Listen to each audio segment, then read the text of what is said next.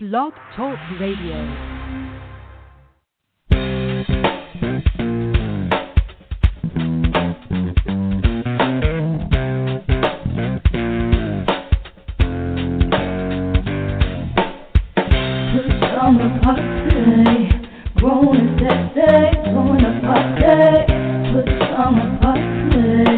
Party crew, keep it real for you. No clothes allowed. It's summer party. Grown and sexy, join the party. Put summer party. Party crew, keep it real for you. No clothes allowed.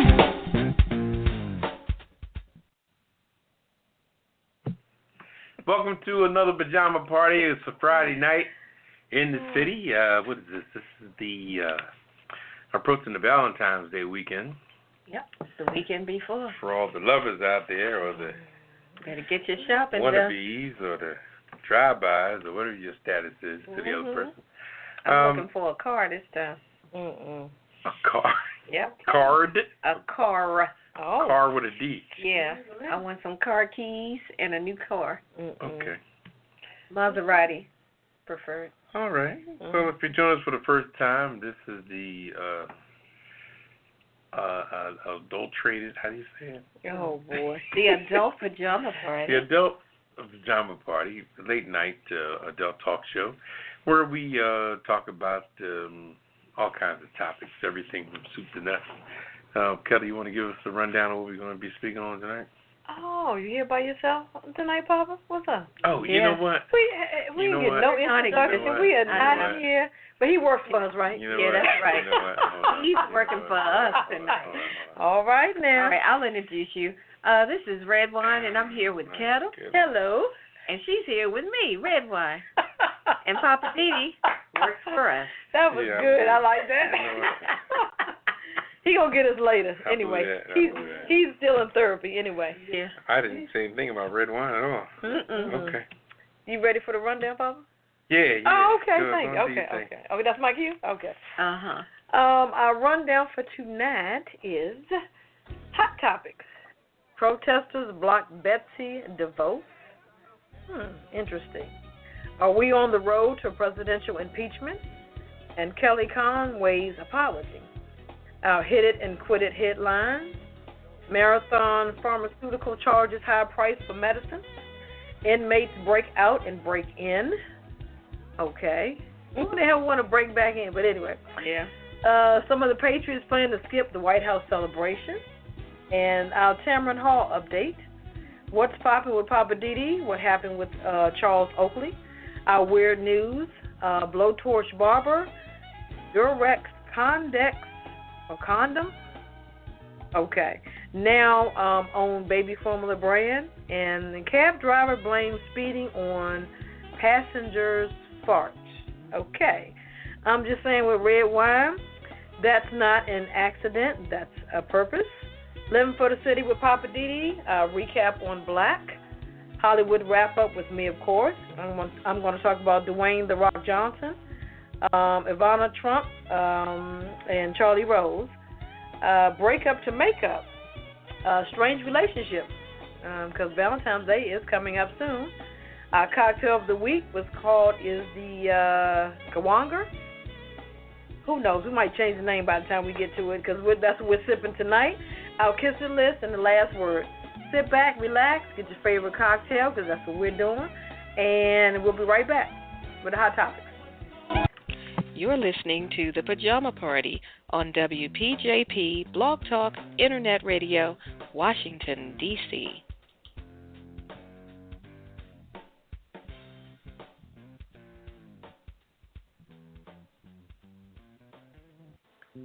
So I was looking over the Cocktail of the Week archives, and we've had so many really great drinks over the past year and a half.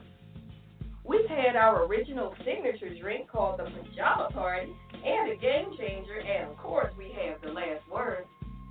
I like the Revolution. It was Hennessy, lemon and lime juice, agave juice, and bitters with jalapeno slices. Woo-wee!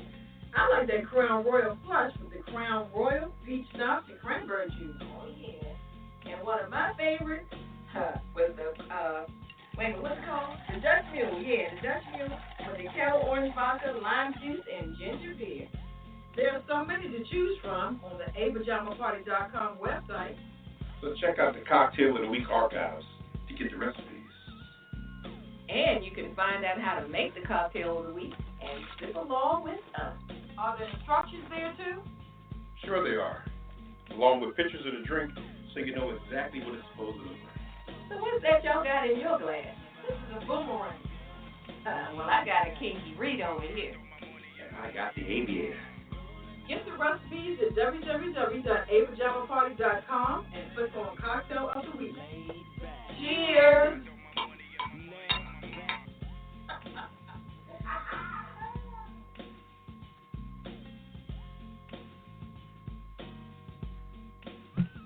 Welcome back to the Pajama Party. I'm your host, Poppa DD. I'm here with Ketel. Hello. And Redwine. Bonsoir. All right.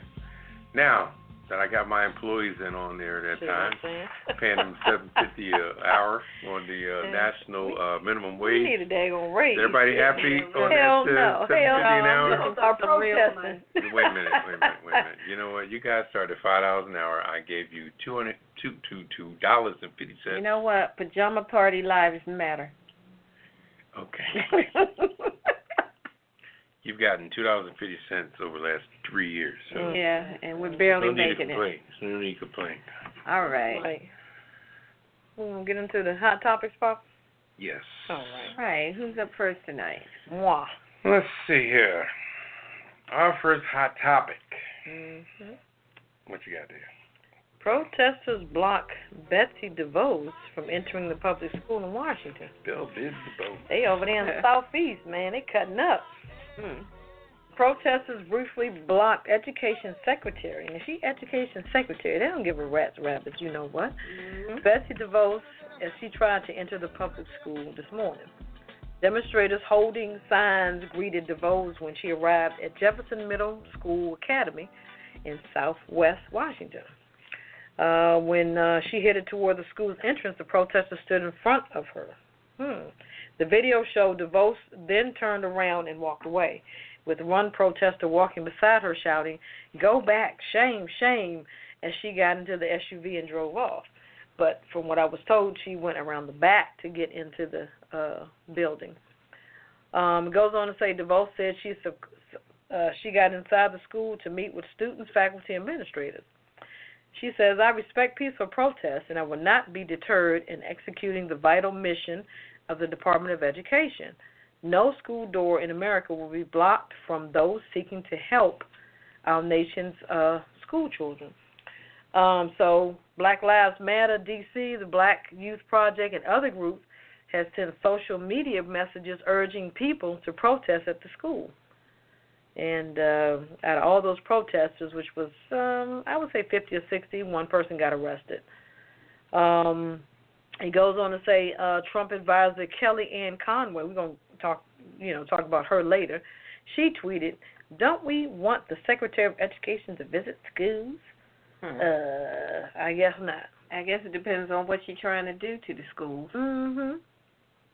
So, It says the video didn't show that DeVos was being pushed. So, I mean, I didn't see anything that she was being pushed. I didn't see any pushing. No. The guy that was with her was the one doing all the pushing. He was pushing her like she was some kind of, like they were doing roller derby or something. It's crazy. He was like, come on. I mean, they're scared to death. They go in a neighborhood where they're scared to death of. Right. It's amazing. They don't know their neighborhood from Adam. They don't even know them people. They Right. don't know anything about it, you know. So it does go on to say that she lacks experience. And how did that school get picked randomly like that anyway? I think it was all about was a photo op. Yeah, but was that school ready for it? You know, you don't just go up on a school like that. Do you know the state of the school? Does the school got proper heating? The school could have issues that she's not even aware of. She could have stepped into something just unconsciously. Yeah. The school could be going through all kinds of stuff. She should have shook it down first. And plus, she just got sworn in yesterday. What the hell? That's what I was getting ready to say. She should be in there decorating her desk. She should be putting, she should put. She's moving fast like DT. Yeah, they are. Everything is, underlay. The urgency. Move. I'm like, you might want to slow your roll. Trying to take over. Come up with a plan, Yeah, that's true. But like you said, Papa just said, she just got sworn in. She should be setting up her desk and, greeting people, yada, yada. But put your family pictures up and all that.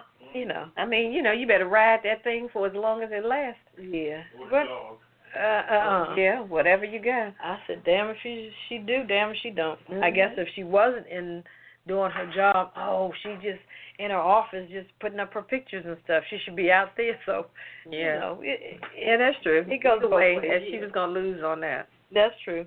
I mean, look at the way that she got in. Pence, he had to break the tie because it was 50-50, and he. I ain't never seen nothing like that before. I haven't. But they said that was the first time it's happened. There's a whole lot of things that aren't normal in this particular administration. I did hear that when she left that middle school in Southwest, that she went and visited Howard University. Really? I was like, really? Howard? What you doing up at Howard? Howard? She went to Howard after she left this middle school. She's trying to show everybody that she's in charge of everything. Yeah, whatever. Oh, God. I mean, I don't know if the school is majority black or minority or whatever, but so you're going to go from black to black to black? I mean, what is it? What? I mean, if you're going to schools in D.C., that's probably what you're going to find the majority of. Yeah. Even though, there's been a lot of color changing in D.C., you still have, the majority of the students are probably still majority black. But like Papa said, I'm interested in how did the school get picked? That would be interesting to know. I'm like, do you just go on a map and say, okay, we're going to go in here, and then we're going to go to Howard. Howard is next in line because Howard is, quote-unquote, the prestigious, I don't know, quote-unquote, maybe it was like in Coming to America when he said, I'm going to find my bride, and he spun the globe and just went here. Mm-hmm. So I don't know how they selected that. That's interesting, yeah. Yeah. Okay, we're going to keep it moving. Yeah, I'm not feeling that woman, but we'll see what she does. Yeah, we'll see. Yeah, never know. Well, staying on that line of the administration. No. I've got another one. Yeah, we have to. I have another one about are we on the road to a presidential impeachment? This article talks about the momentum to impeach President Trump is accelerating. On yesterday, Congressman Gerald Nadler, who's a Democrat from New York, filed a resolution of inquiry that amounts to the first legislative step toward impeachment. A new poll shows that registered voters are now evenly split at 46 to 46% on whether they support or oppose impeaching Trump. And just 2 weeks ago, the pro-impeachment figure was up to 35%. Well, down. It was at 35%. Now it's up to 46%. So that's why they're saying that this thing is picking up steam. So since the inauguration, more than 800,000 people have signed a petition in the first stage of the Impeach Donald Trump campaign, which will soon involve grassroots organizing in congressional districts all over the country. So, it talks about how right now they're saying that the president has been violating two provisions of the Constitution, and it's the foreign and domestic emoluments clauses. And in a nutshell, it just says that it means that both clauses forbid personally profiting from presidential service beyond receiving a government salary. And I guess because he still is getting profits and stuff from his businesses in some way, that's still a violation of the Constitution. And there are those who feel like the Republican-controlled Congress is not even capable of impeaching him. But according to history said that, no, it is possible. Going back to when Nixon was impeached, the Republicans voted to impeach him. And he was a Republican. Wow. But I think because of all the foolishness going on at that time, those Republicans said, look, we can't even turn the other cheek and look the other way on this stupidity. Vietnam. You have got to go. So it can be done. Now, right now, this Republican Congress is looking kind of sketchy, but, stranger things have happened. We found that out on November, what day was that, 7th? It's like a dream, still a dream. So even if every Democrat in the House voted in unison to impeach him, it would only be possible if at least 24 Republicans in the House voted in favor. Mhm. So this doesn't work the same as when it's just any other bill, and you only needed like 2 or 3 Republicans to tip the scale. Mhm.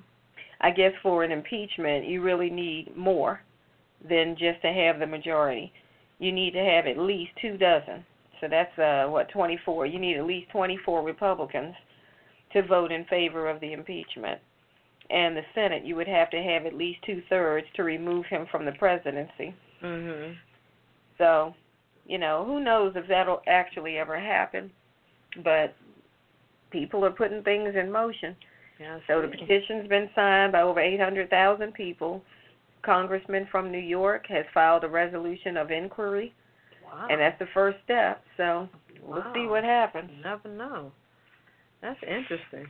Well, folks, they still out here protesting because there was something on, to piggyback on what you're talking about, there was something on Facebook saying to not go to work today for protest of the presidency. I'm like, okay.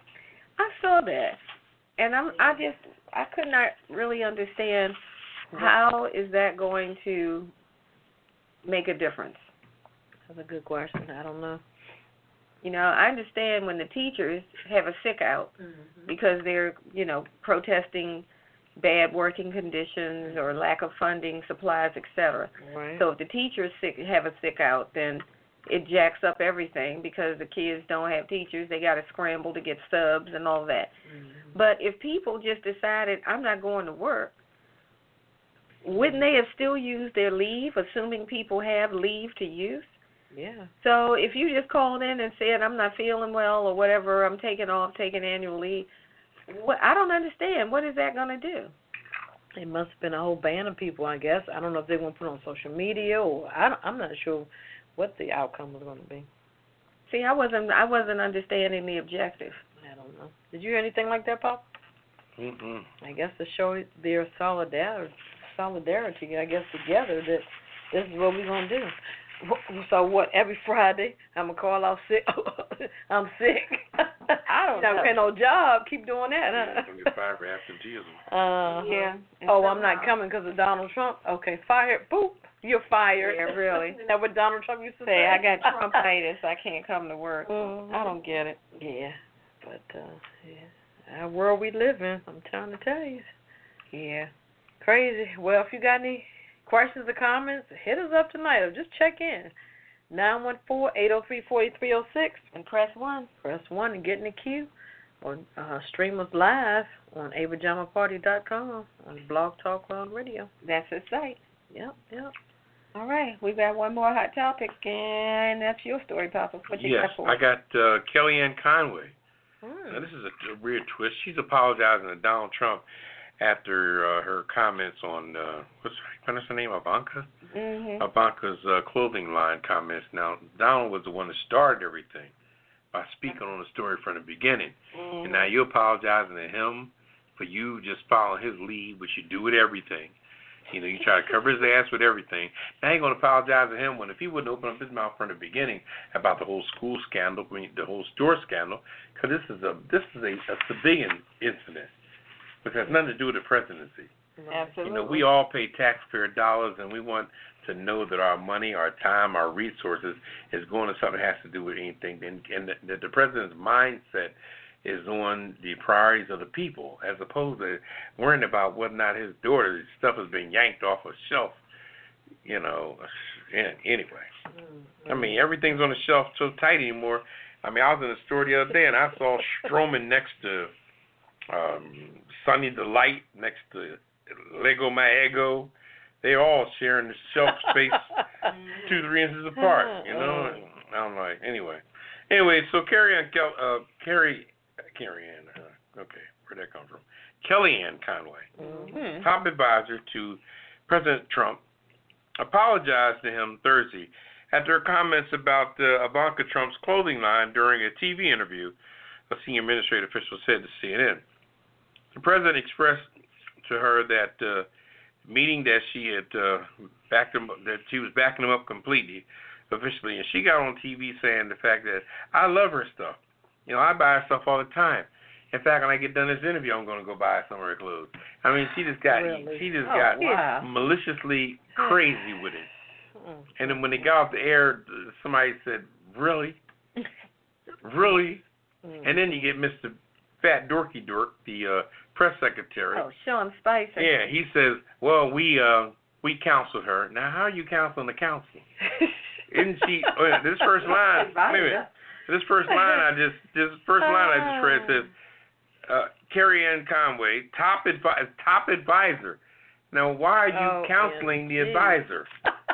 Man, that's like the advisor needed advice. That's like loving the mice. That's like putting a mink coat on a mouse. Are you kidding me?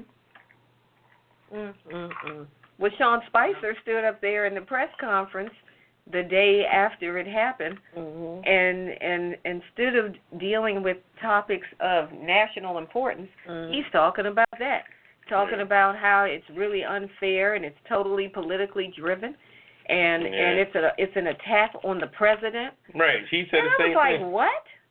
But that's a personal matter. You need to deal with that on the personal matter, right? Yeah. Not with this, politics and stuff like that. It's not.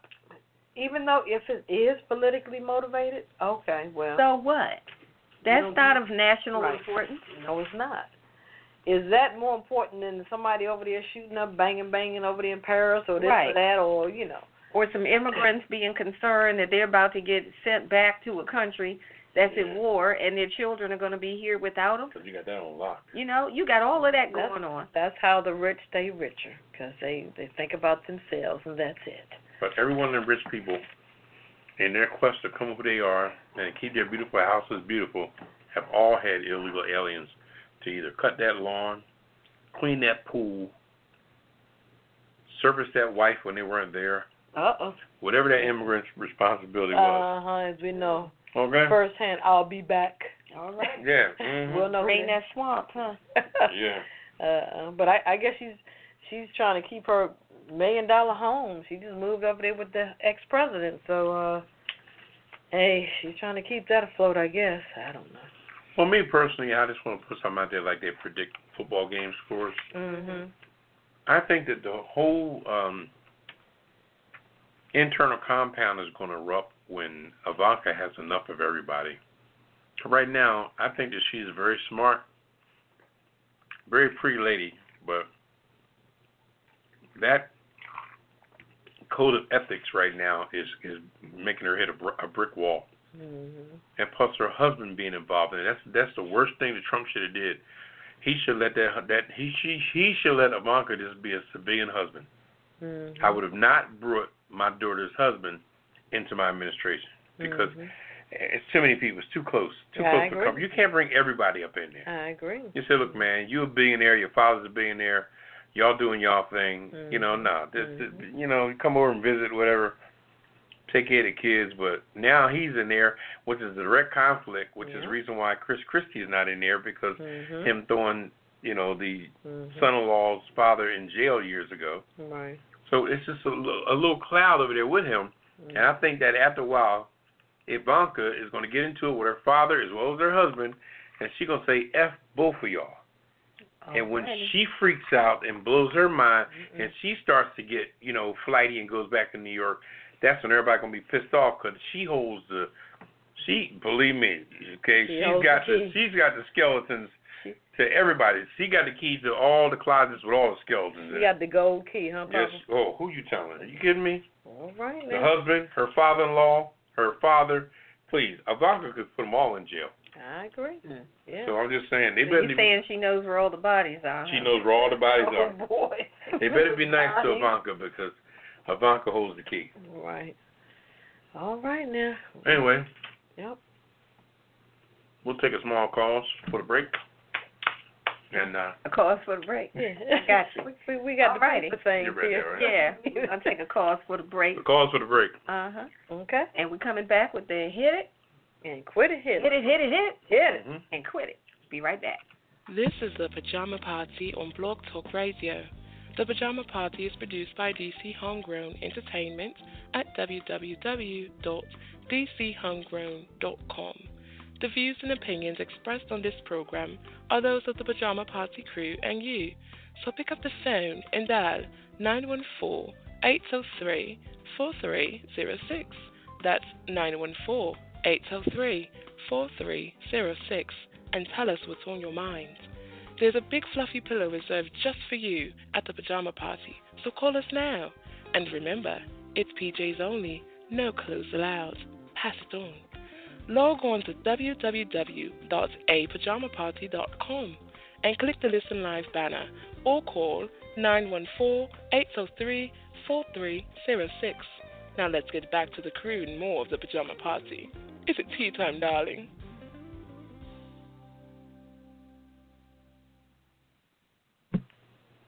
Welcome back to the Pajama Party. I want to host Poppa DD. I'm here with Ketel. Hello. And Redwine. Bonsoir.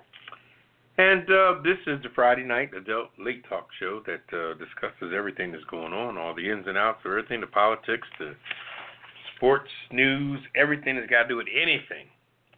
We talk about. We're going to go to our Hit It and Quit It segment. Let's see. Our first topic has to do with the marathon.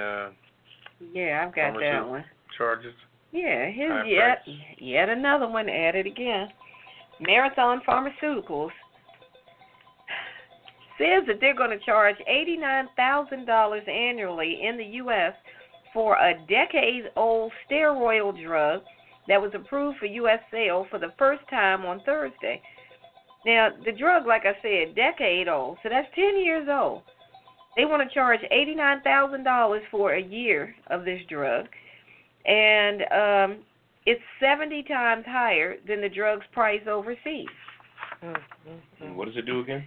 It's this is a drug that's used. It's called the Deflazacort, and it's used to treat a rare type of muscular dystrophy that affects approximately 12,000 boys in the United States, most of whom die between the 20s and 30s. And the drug is not a cure, but it has been proven to help muscle strength compared to, something that was a placebo when they tested it. So it hasn't been sold in the U.S. previously because no company thought it would be profitable enough to even bother with it. So now that they're going to be able to sell it here, it looks like they're going to sell it at an annual rate of $89,000. But yet that's 70 times? Yeah, 70 times higher than what they sell it for overseas. So I'm trying to understand, well, how is it profitable overseas, but the same drug, if it's the same quantity, how is it not profitable here? Is it because of things here, you got too many middlemen and overhead and all that stuff, and I guess all the profit just gets eaten up, so they got to charge this kind of money? And for something that rare, still 12,000 boys is still a lot of people that are affected by this particular strain of muscular dystrophy. But I'm just not understanding, why does the price have to be that high? It says the price is set by the company Marathon is based in Northbrook, Illinois, and it's 50 to 70 times what most U.S. patients now pay to buy Deflazacort from an online pharmacy in the UK. So people who needed it, if they knew where to get it, they were ordering it online from the United Kingdom over in England somewhere, and paying a reasonable cost for it, rather than trying to get it here and pay this inflated cost. I don't blame them. So it's $89,000 a year? A year. So divide that into 12. That's more money than some people even make in a year. A lot of people. Are they crazy? I know, and you're going to sell a drug at that? This is absolutely ridiculous. And this one lady who runs a foundation, it's a nonprofit company, she said she was disappointed when the company, Marathon, increased her drug costs by more than $87,000 a year. How do you go up $87,000 in a year for medication? So it's almost $7,500 a month? They're out of their minds. Who can, even if you have the best insurance you can get. I don't know of any insurance that's going to cover medication. It's $7,000 a month. I just don't understand the logic, because if you do that, how is anyone going to be able to afford it? So that's the thing. I guess, the insurance that you have to get triple insurance just to purchase your medication. Yeah, and then that means you got to pay all those premiums. You still can't afford it. So it's a domino effect, so everybody is winning except the consumer. Exactly, except for the person who needs the drug. Let's say it. Well, I'm putting this company, Marathon Pharmaceuticals, on the Kiss It list. There you go. They are dead wrong for that. Top of the list. Sounds good. All right, I'm done. You done got tied on that one, huh? Yeah, Marathon Pharmaceuticals. What do y'all think you are? That thing. And where they based out of? You say Illinois. Somewhere in Illinois. Isn't that where they make whiskey and stuff? Jack Daniels? Oh, no. That was Kentucky. I'm sorry. Yeah, I mean, somebody's paying $1,600 a year to get this same drug from the United Kingdom. Now it's going to cost $87,000 or $89,000. That's ridiculous. Yeah, that's crazy. Somebody's making bank. That company, and I think the FDA is getting a kickback too. I really believe that. They're gonna bust them wide open. But anyway, we're gonna switch gears here. Check this out. You got inmates escaping out and trying to get back in the jail, or getting back into jail. What? Inmates trying to break out of prison is nothing new, but inmates breaking out, then breaking right back in. You're breaking back in? Yep, it's apparently been happening for years at a federal facility in Atlanta.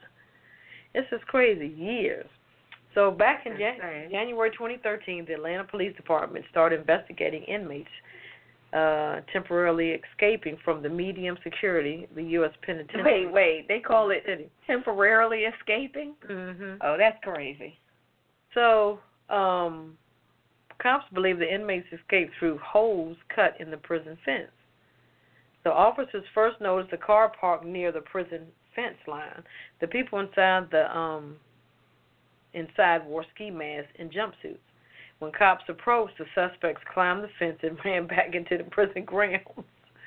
Crazy. So inside the car, the cops, they found bottled alcohol, 24 cell phones, and 2 loaded handguns. Handguns, too? So it goes on to say a month later, surveillance cameras were installed along the prison fence, and over the next 3 weeks, cops watched as inmates escaped to retrieve large bags of contraband. These inmates are a trip. Wow. Justin B. Stinson allegedly escaped through the fence and grabbed a large black duffel bag filled with contraband as he was trying to sneak back into the penitentiary. So the FBI found Stinson with a cell phone, a pair of scissors, 2 half-a-gallon bottles of Jose Cuervo's tequila. Brown liquor. Got some good stuff. Whoa. 2 cartons of Newports. Got to have the Newports. Got to have the Newport. The green pack. 4 boxes of black and mild cigars and some food. Oh my goodness! You sure this ain't weird news? Come on now.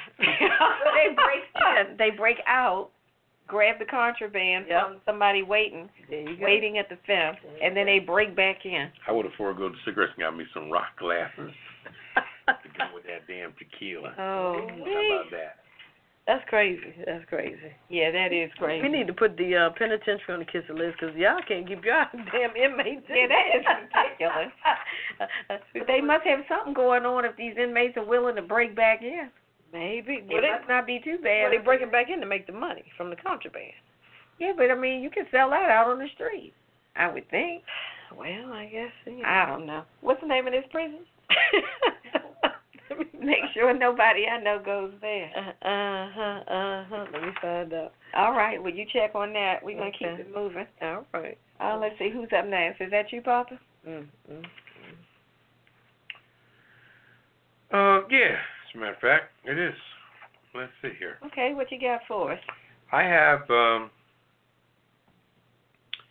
Alan Branch becomes the 6th Patriot to skip the Super Bowl celebration at the White House. The 6th one? Oh. Well, it was ongoing. They did it to Barack. Some people did it to Bush. You know, people feel like if they're not, being revered as a true American in the world, then they can't go to the, what is that place? The White House? Mm-hmm. Well, I don't know if they're gone now, but so they're boycotting it. They're just not going. Mm-hmm. But I'm sure Tom Brady and Kraft and Belichick, they'll be there with their, Oh, sure. They're going to be they'll scanning be their grin. cheesing all day because, You know it. as you know, Donald Trump is in their league as far as the billionaire club. And don't get it twisted when it comes to money that Brady and the coach is making. You think Edelman's going? Oh, without a doubt.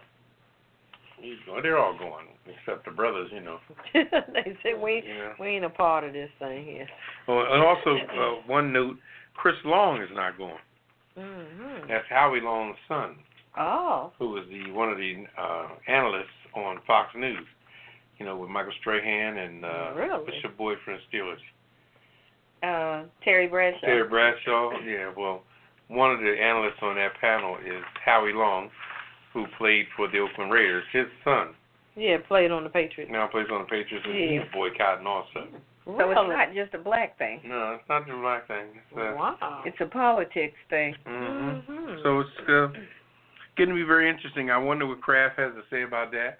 But nowadays they don't mess up. They just want to get theirs. They're like, I'm going to pose the president. Give me some pictures and yada yada yada. Mm-hmm. And they'll put it in I'm sure in the camp house that they have, along with the trophies and everything.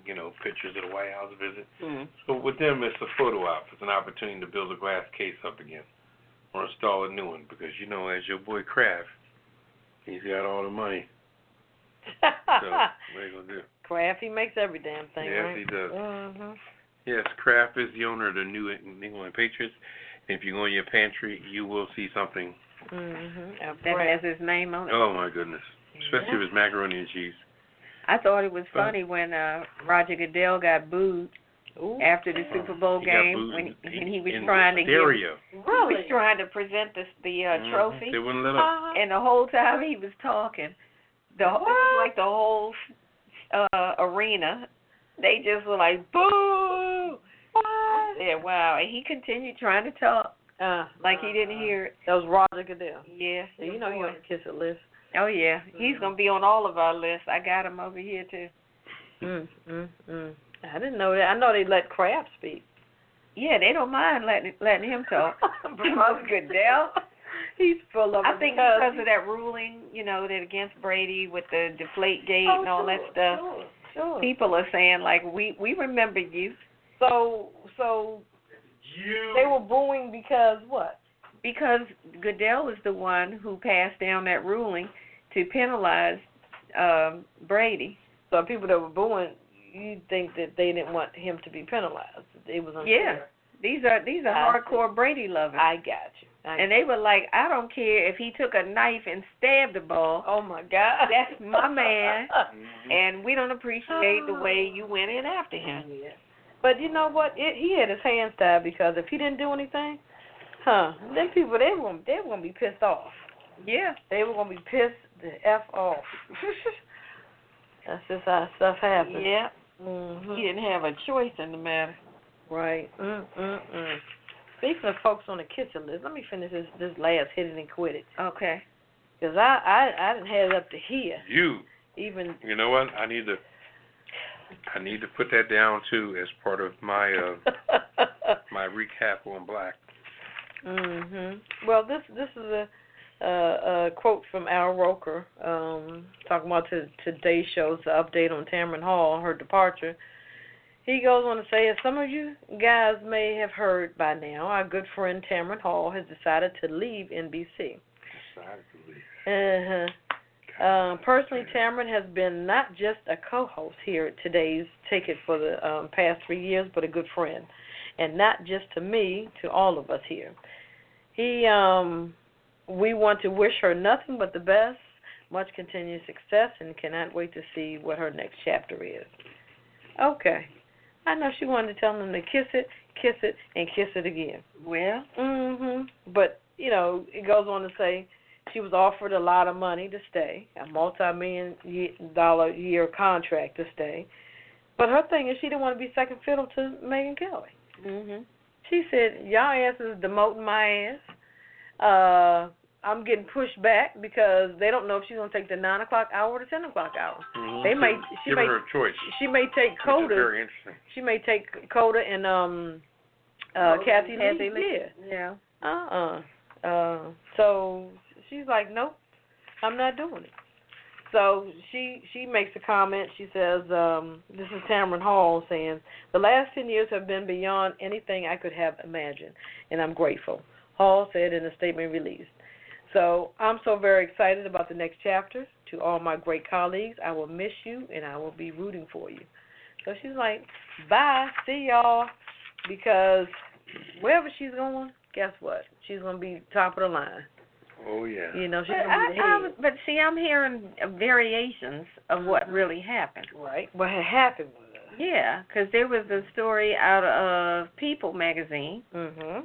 And the story in People magazine, of course, you know, it always sounds shady when they start saying sources informed us and sources said, but you couldn't tell us who these sources were. But it said sources said that there were those who felt that she was being selfish and looking out just for her and not considering the rest of the team. Who, Tamara? Yeah. Oh, really? Because when she said, you know, regardless as to them offering her, you know, a couple million or whatever, and she was like, no, it ain't about that. Nope.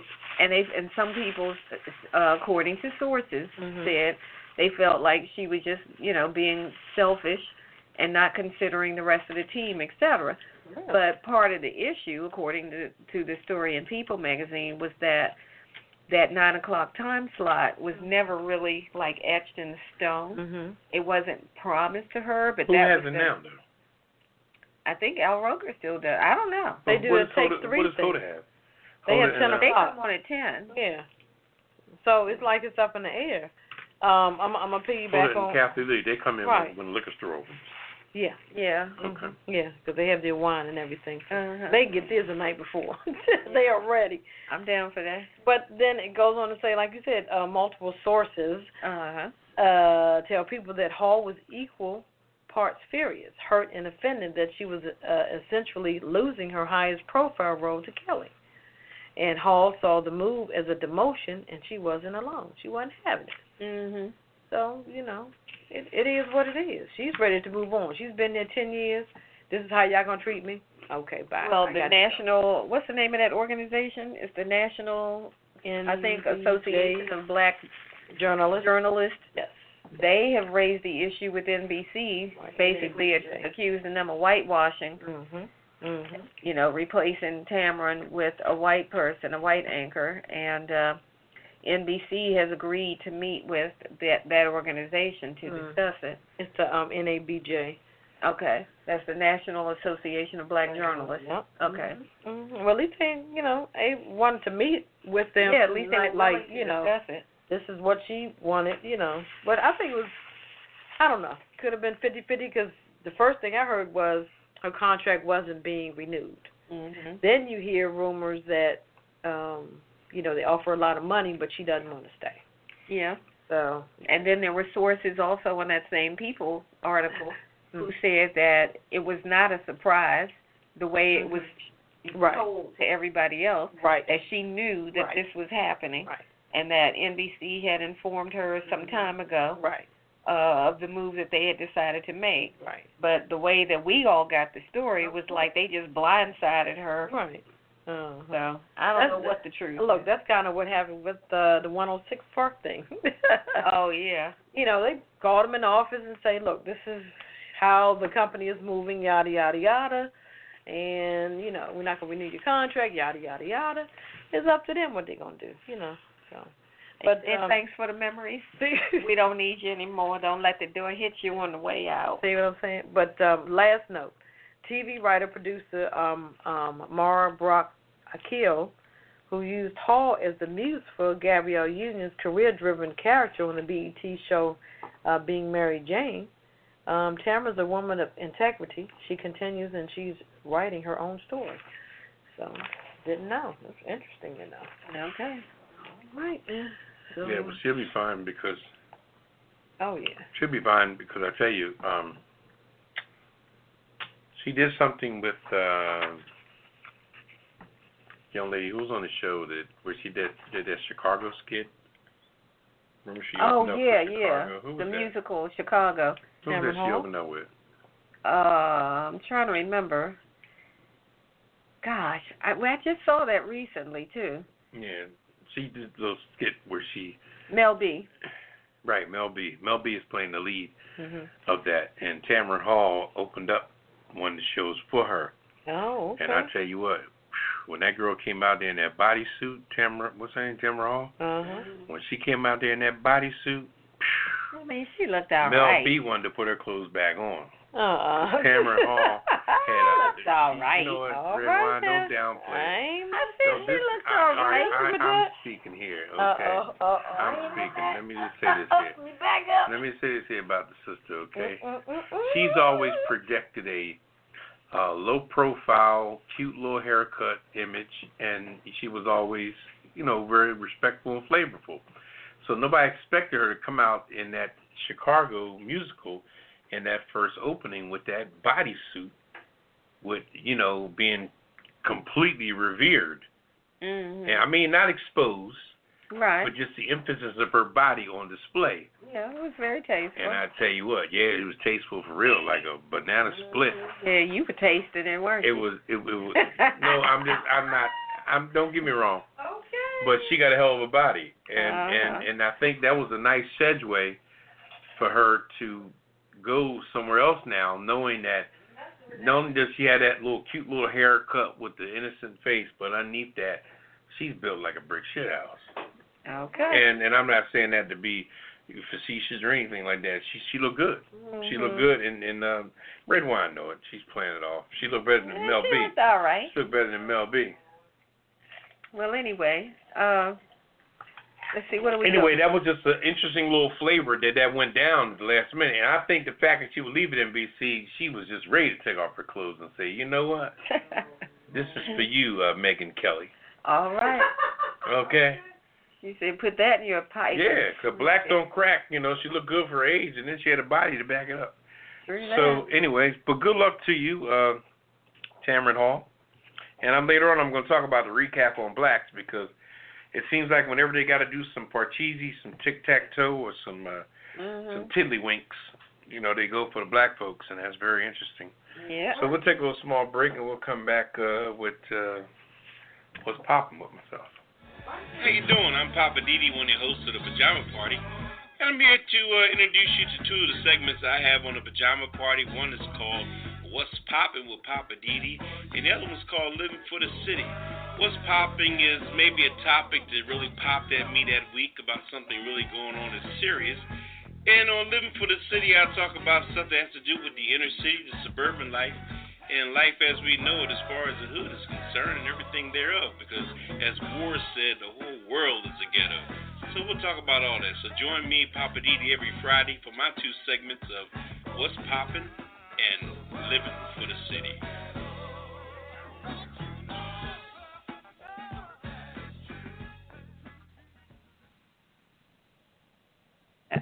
All right, welcome back to the Pajama Party. I'm one of your hosts, Poppa DD. I'm here with Ketel. Hello. And Redwine. Bonsoir, darling. All right.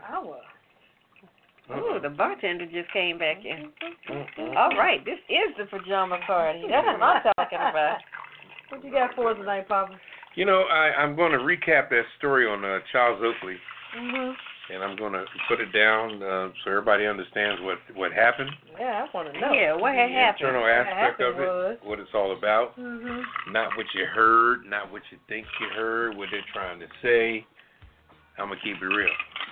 Only because I'm a person of a certain age, and I've watched Oakley play basketball and his generation and what they contributed to the NBA league. Now, Charles Oakley was a New York Knick for 10 years.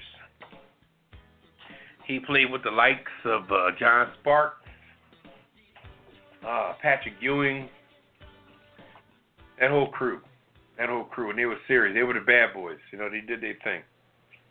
And he also owned a string of car washes years ago, and also the sunglasses called the Oakley glasses. I never heard of sunglasses called Oakley. I used to have a pair of them. Yeah, and that was his thing. Didn't know. Who knew? Anyway, but through the past couple of years or past couple of months or so, he had a riff with the owner of the New York Knicks, who's a gentleman. Well, we won't call him a gentleman. We won't even go there. With a man with a plastic cup in his hand during the time of the incident. Okay, so he was the one that was drinking. James Dolan, who's the owner of the New York Knicks. Mm-hmm. Now, just like a gentleman, a running back for the, which was the Los Angeles Rams at the time, Eric Dixon, who owns the record for running back, he would go to Rams games and rag the coach because the Rams were doing lousy. Mm-hmm. So a lot of players go back to the team and they criticize. Jim Brown did it to the Cleveland Browns. Right. They go back to their teams and they rag them. And so anyway, instead of the owner of the Knicks sitting in the booth, he was sitting in the seats down there. Uh-huh. I guess being the fact he don't have a good audience, he's playing seat filler. Okay. So anyway, he's down about maybe third row from the court, and Oakley brought a ticket and was sitting about maybe 2 or 3 rows. And he claims he heard him heckling him and stuff like that. So like most billionaires are doing today, he sent his cronies to go after Oakley. Wow. Didn't call the uniformed police, but sent, like they say with Pep Boys, Manny, Mo, and Jack. Okay? He sent Manny, Mo, and Jack to get Oakley out of here. Now, when everybody started surrounding Oakley just looked down and saw suits. He didn't see a badge or a gun. He saw suits who were cronies, the right-hand men of a billionaire. Right. And as you see with Donald Trump, billionaires have a lot of right-hand people. They got, who's he have? What's her name? Kellyanne, whatever. The gentleman, the press secretary, what's his name? Spicer. Oh, he's got the chief of staff. Trump has a lot of them. Oh, my God. Trump has a drawer full. So getting back to this other person, James Dolan, being he heard Oakley up there. Now, the whole time James Dolan is trying to get rid of Oakley, he's standing there with a plastic cup in his hand, which insinuates more than likely he's probably having a drink. Okay? Now, when you're having a drink and you don't like Oakley from the beginning and you get your cronies to get rid of him, all of a sudden now they go up to him and he's slapping him away. One guy tried to grab for his belt buckle to pull him out, and he slapped his hand down. He pushed one guy back saying, "Man, get off me. Who are you? I'm sitting here watching the game, and you guys trying to take me out of here and what have you." So anyway, as they go along with things, after a while they kind of just bear handle him and taking him out of there. So he goes along with it, and because he's towering above everybody. He's like 6'8", 260 pounds, big dude. All the rest of them was little fat guys in Kmart suits, basically. So it was a very odd situation. So the black man's towering above everybody else. As 6 of them take him out of here like they're taking a man to lynch. Back in the day. Remember, it took at least the lynching man. God rest their souls. Right. It took at least 30 men on horses and guns to lynch one man, because if you're going to take a man's life, you got to bring a foursome, because people are going to fight for their life. So they looked like they were taking him to a lynching with like 9 people holding on to him to guide him out of there. But the kicker of the whole situation is that when the owner gave the garden a story to give to the media, they said that he was doing this and he was doing that to cover their butt, and we hope that he gets the help that he needs. And then he went on to say that what did they say, Redwine? He's probably an alcoholic, or they said we hope he gets the help that he needs. He might have a problem with alcohol, but we don't know. All this stuff they're saying now. First of all, your first objective was to escort this man out of the stadium. What the hell gives you the right to diagnose this man or put his reputation in jeopardy with anything? He's a star for the New York Knicks. He was on that floor busting his ass probably long before some of those cronies that put him out of the thing was born. See, it was a misconception. I thought that he was doing all the right. Oh, hell no. So it wasn't He sicked them on him because he didn't like the man. Wow. And then they're going to make a comment. The biggest thing out of everything, which all the sports channels are saying that, who gave you the right to make an accusation on what you think the state of his state was at the time? Your objective was to get the man out. Then they barred him from the Garden, a garden that he helped build. Wow. He done been a 10-time All-Star, a New York Knick for all those years. That's messed up. And you're going to bar this man like, I'm just going to take your legacy and put it in my back pocket because I'm the owner. You're the owner of what? You know what I mean? You're a big, fat, overweight billionaire who, speaking medically, hell, you probably got diabetes, high blood pressure. You know what I mean? Or in his old ass case, he probably got what they called it back in the day, sugar diabetes. Okay? I don't want to get deep with it, but I'm just making accusations to show that when you throw a title on people or you say something about a person, now you have stigmatized them with a reputation that they probably don't even possess. And that's what he did with this gentleman here, Charles Oakley. He said he had anger issues. Now, mind you, Charles Oakley and Charles Oakley and Michael Jordan are very good friends.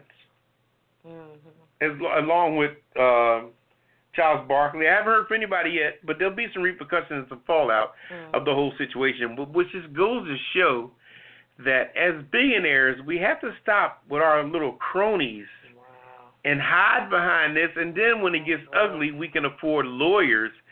I mean, who said that when you become a billionaire that you're supposed to be just wild and loose and thinking what you do what you want to do? That's why I believe, too, when it comes to Trump, when it comes to Russia, I'm sure Trump and the gentleman he made Secretary of State, the guy that runs Exxon and Mobil, I'm sure they went to the whole Russian bribe thing. I'm sure they went to Russia to get some samples, you know what I mean, on that level with the chickadees and whatever. So I'm sure Putin got some stuff on them boys. Wow. Because, billionaires ain't nothing but some freaky deakies, okay? They got plenty of money. They get massages with happy endings all the time. Right. No disrespect, I'm just saying. But that's all I want to put out there for that particular situation.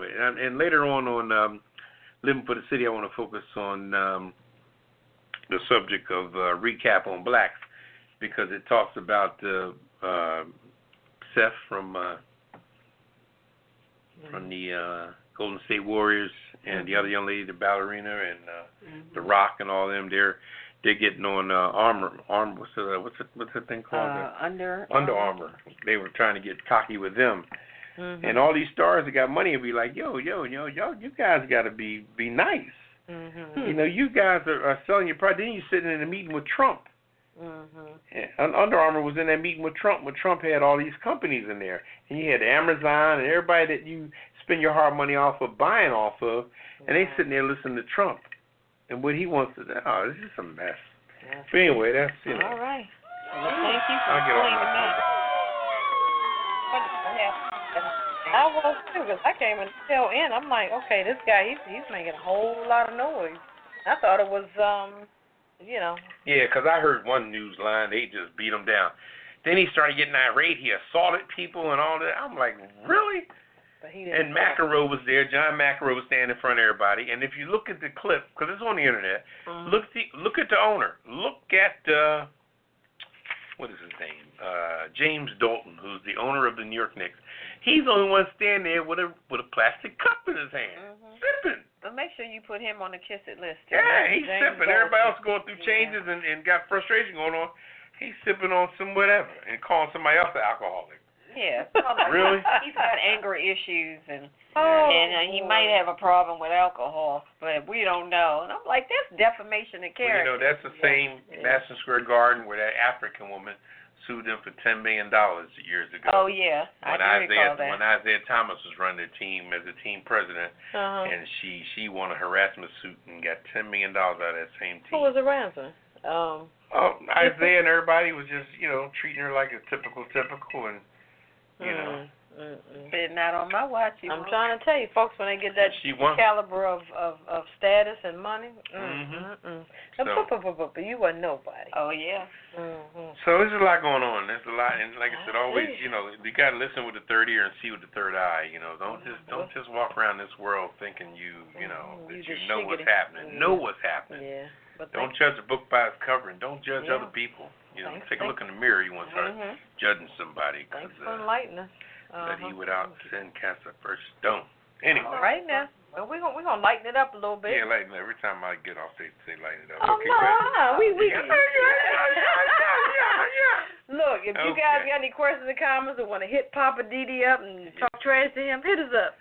914-803-4306. And press 1. Press 1, getting the key. It's all good. So we're gonna lighten it up. It's all good in the neighborhood.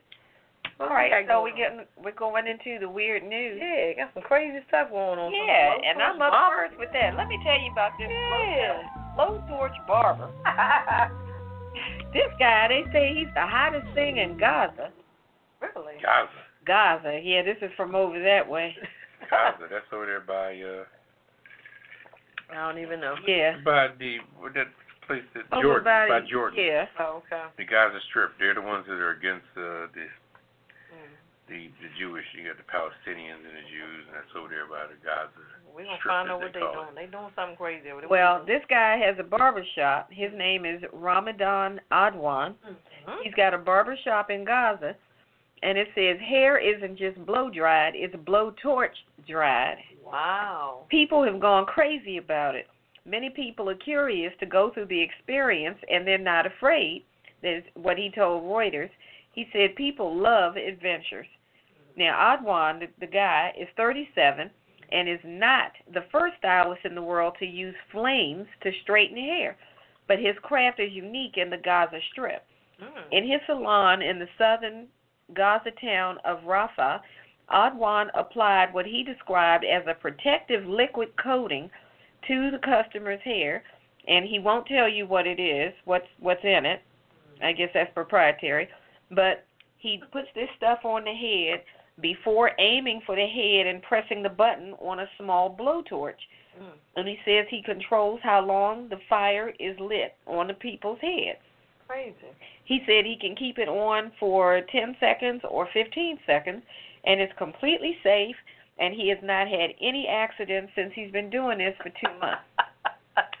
And he charges in American currency $5.20 for a haircut and fire straightening. That's it? That's it. Well, in American currency, it's 20 shekels there. But $5.25. But the equivalent of 20 shekels is $5.20. I see why they lined up. Yeah, but that's to get a haircut and a fire straightening. Oh, God. He's been a barber for 18 years, and he says the reason he uses this technique is to show that Palestinian barbers are as professional as those anywhere else in the world. So if you want to get your hair blowtorch to straighten it out, go to Gaza and go see Ramadan Adwan. Oh, boy. And put a blowtorch on your hair. As war-torn as that area is. Oh, God. How did he get advertisement all the way back to D.C.? Just like the different. Just like the DT thing is all the way in Russia. Same way. Exactly.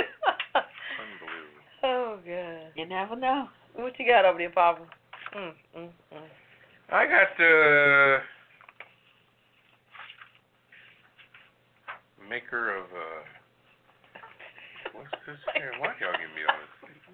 You just wonder why I say something. You got to read the stories for the interns. Give it to you. What's going on?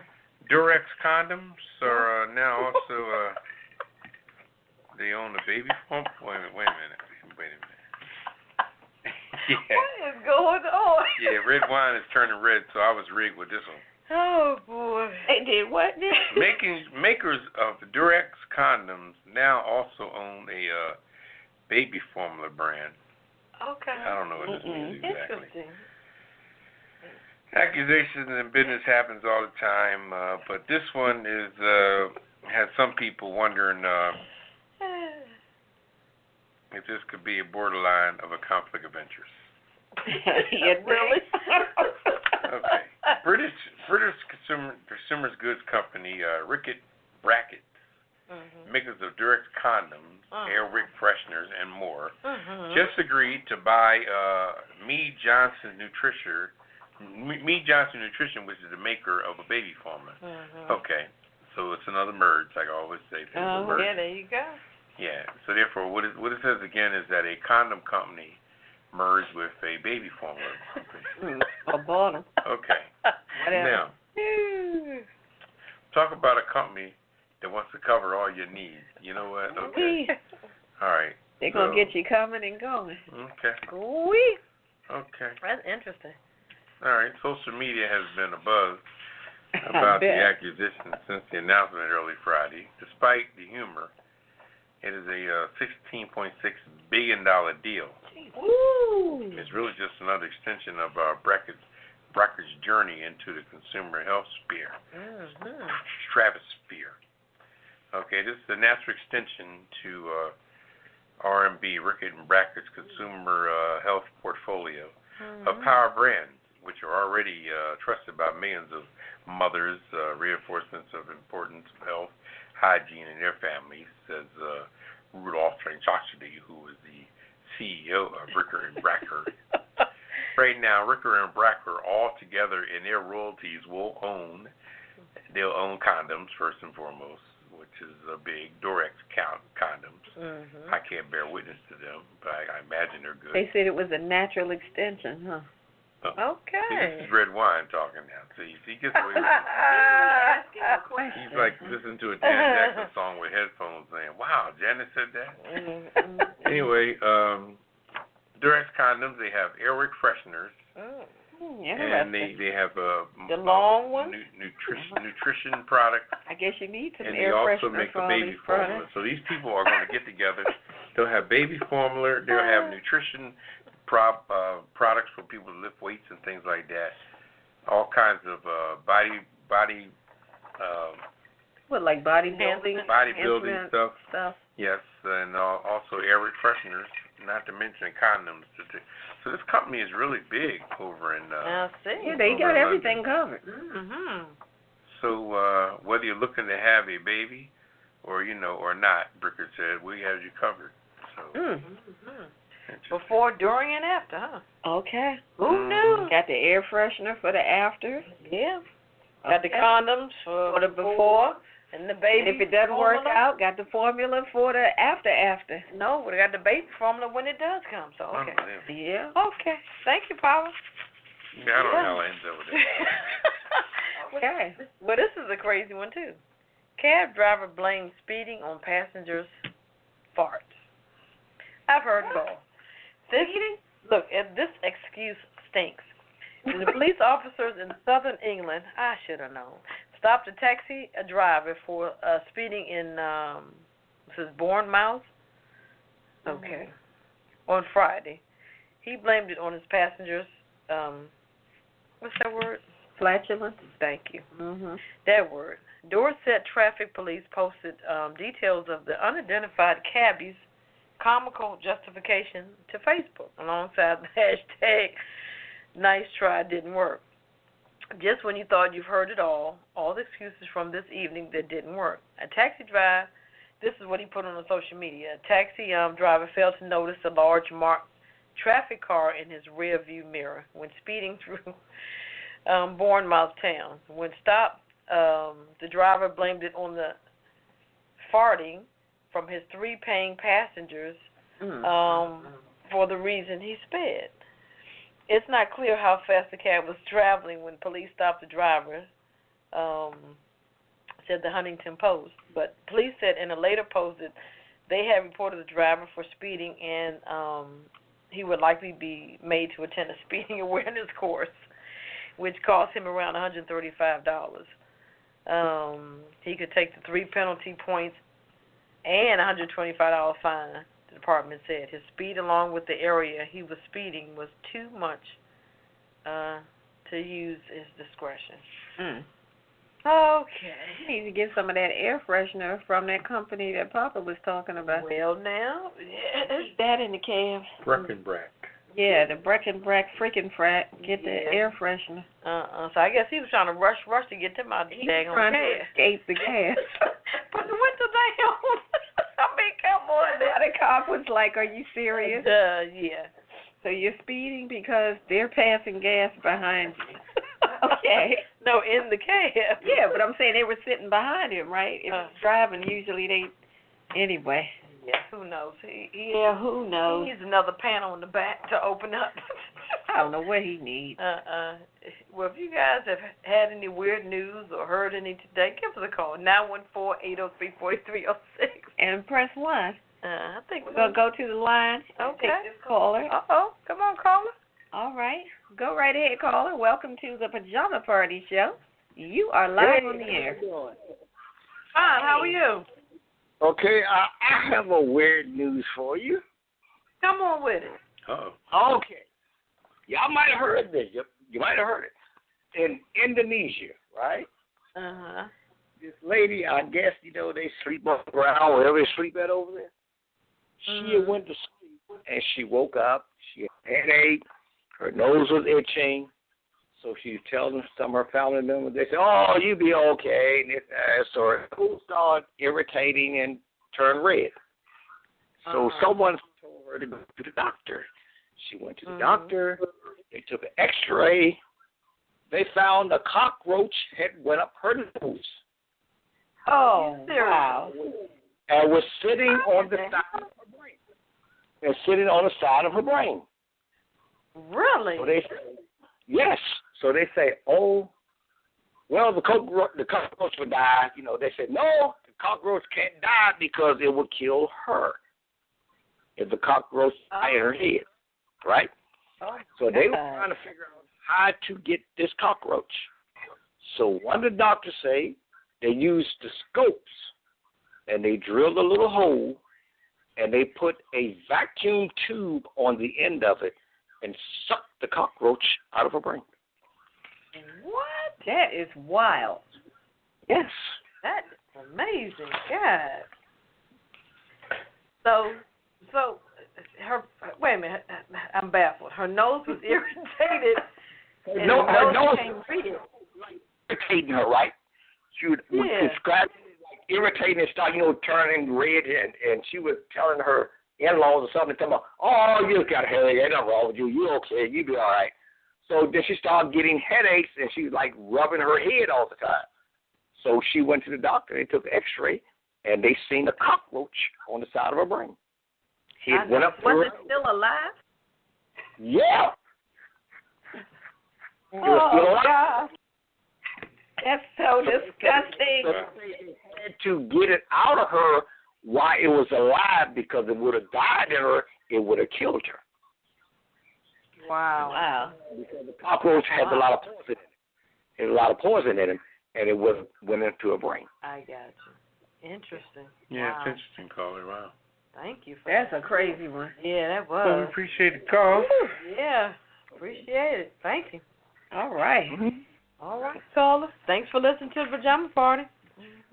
And thank you. All right. Ooh, wait. All right, you have a good night. Imagine? I know. We're going to take a little CC break after that one. Boy, I need to recoup. Oh, my gosh. I need another cocktail. We're going to talk about that cocktail later. But we're going to come right back with red wine. Red wine. Ooh, wait.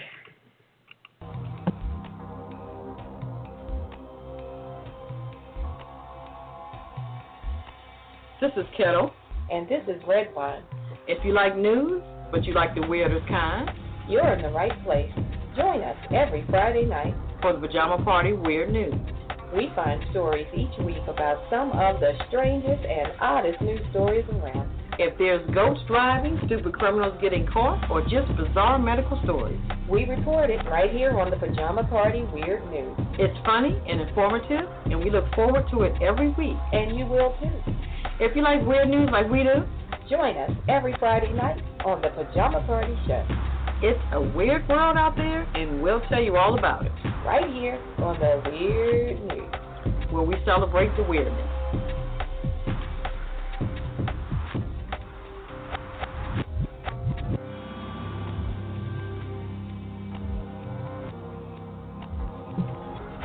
welcome back to the Pajama Party. I'm one of your Poppa DD. I'm here with Ketel. Hello. And Redwine. Bonsoir. We're going to turn it over to Redwine for her segment called I'm Just Saying. What you saying today? Well, tonight, I'm just saying, that's not an accident. That's a purpose. So don't call stuff an accident if you did it on purpose. That's the point of it. So, I read an article that really disturbed me this week, and it made me sad, but it made me angry at the same time. Now, here's the story. A brother named Theo in Paris, so this is a French brother, in Paris, was abused by the police in Paris. So even in Paris, brothers can't catch a break. Now, Theo, what had happened was, Theo saw an officer slap a young person during an identity check, and he stepped in to confront the officer about it. Well, these officers in Paris, according to Theo, grabbed him, took him around a corner, and sodomized him with a baton. They spit on him. They beat his genitals. They called him names, including Negro and bitch. And then to make a horrible situation worse, the officers claimed that the sodomy was an accident. Huh? How do you accidentally sodomize somebody? I just need somebody to explain that to me. Because the act of sodomy, for what it takes, that ain't no accident. That's a purpose. You do that deliberately. I'm just saying. Now, this brother Theo is 22 years old. He's a youth worker. And he says that this group of 4 police officers physically and sexually assaulted him, and this happened on February 2nd in Paris. Now, the brother suffered anal and facial injuries during the incident, part of which was captured on video. He was immediately taken to the hospital, and they performed an emergency surgery. Now, the French Interior Minister Bruno Leroux announced on Sunday that each of these 4 officers had been charged with aggravated assault, and one of them was charged with rape. But then the police have claimed that Theo's pants slipped down on their own. How does that happen? His pants slipped down on their own, and they said his wounds were sustained accidentally. Now, the early investigation by France's National Police Force concluded that the accident, while very seriously, was not even a rape. And they said it wasn't rape due to the unintentional character of the officer's actions. What? How do you rape somebody, sodomize somebody, and then say it was an accident? So therefore, it's not rape if it was an accident. I am not following the logic. They have railroaded this brother. Now, this brother is only 22. He's a French dude, but there's no reason for them to treat this brother like this. And for them to say his pants slipped down on their own, that doesn't even sound right. Y'all just freaky and you're nasty to do something like that to this brother. Most definitely. You know, and just because the police say it was an accident, now they're saying, oh, it's not a rape. They got to be. I don't even understand it. You know, what kind of sick trip were they on to even do some stuff like that? But in my mind, this was definitely not an accident. I don't care how many times they say it was. I don't care how they keep rephrasing it and trying to make it sound very proper and prim. You're lying. That was not an accident.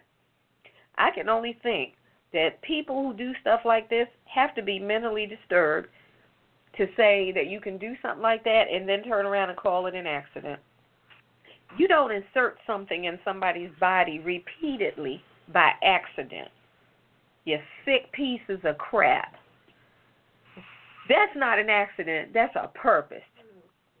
Now, the video, some of this was caught on video, and what they saw in the video was the officers hitting him with the baton across his butt. So I guess they want us to believe that maybe that was an accident too. Well, you accidentally put a baton in your hand, raised your hand, and smacked this man across his butt and his genitals? That was accidental too? They must think we take our head off at night, unscrew it, sit it on the dresser, and put it back on in the morning. I mean, come on.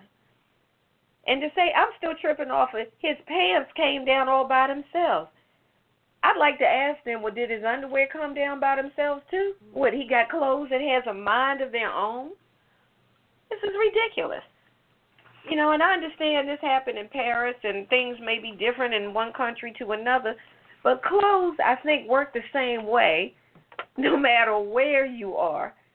Pants and underclothes don't just fall off all by themselves. Common sense tells me that these officers are lying, and they did it with a French accent to make it sound fancy. So while these investigators acknowledge that Theo was definitely penetrated, they say, oh, but it was unintended. What? How? What? I'm trying not to lose it. This thing fires me up. And then the people who investigated are part of the police department. Is that not the proverbial ask the wolf to watch the hens? Who does that? How are you going to ask the police to investigate the police and think you're going to get a fair outcome? I'm just not following this whole thing. I'm just saying, this was not an accident. This was a purpose. So people have demonstrated in the area where he lived in the neighborhood and surrounding neighborhoods. They burned up some cars, and they've been demonstrating, etc., night after night, confronting law enforcement. But Theo and his family are taking the high road. Despite what they did to him, he's been urging the community to be peaceful. He's telling people, look, I appreciate, you all demonstrating, but can you just be peaceful? Let's not tear up things and let's not get out of hand. He says justice will do its job. Well, I hope they do a better job than those officers did on him, because this kind of police brutality has got to stop at home and abroad. Nobody should have to suffer at the hands of the police just so they can get their freak on. So I'm just saying to Theo, get better, get stronger. We're standing with you. But still, this was no accident. This was a daggone purpose. Right. Nasty, freaky cop.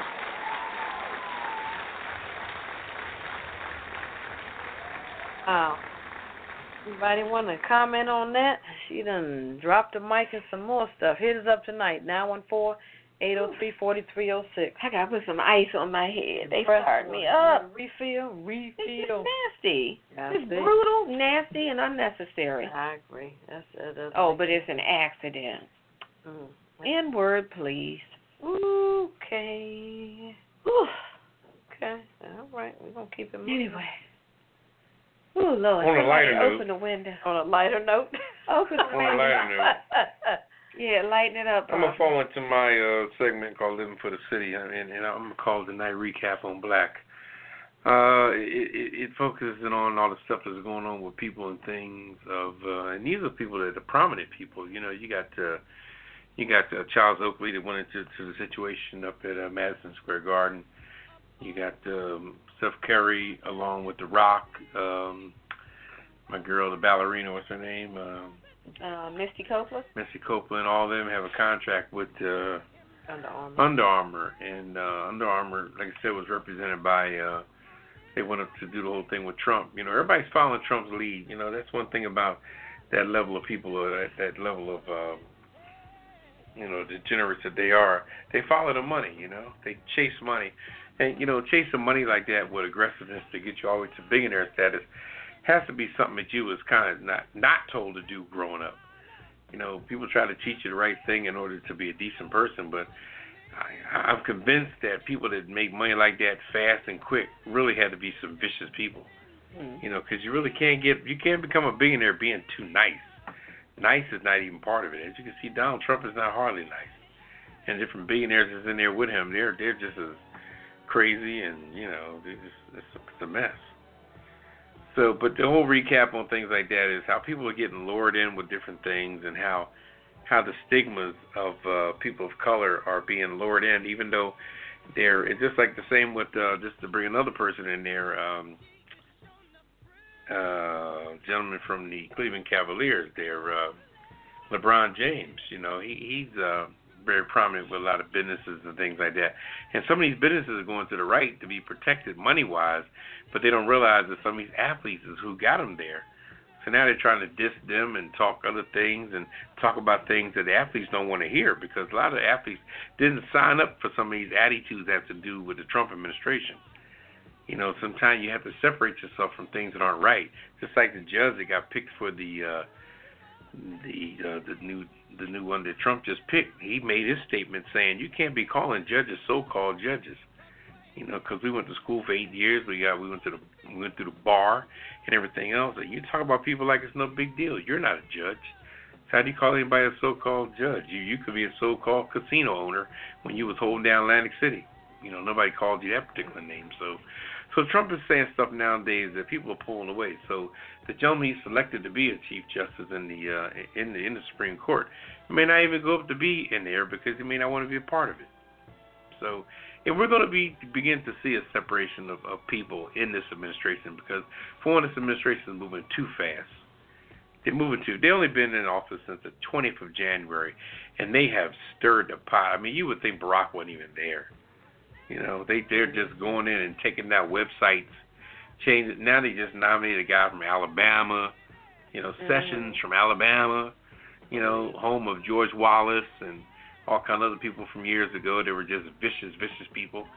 And Coretta Scott King wrote a letter years ago to stop his nomination for something years ago, and now he gets right back in the seat again. But for Trump to pull people into these things, what does it say about Trump to get people that are from different publications of right-wing magazines and things like that? All these people are part of his cabinet. So who was Trump hanging out with, really? You know what I mean? You say you lay down with dogs, you wake up with fleas.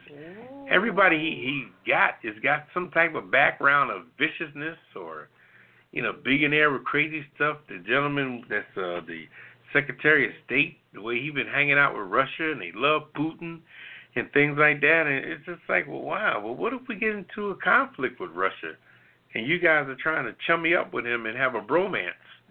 And it's like, wow, how do we never trusted Russia or China.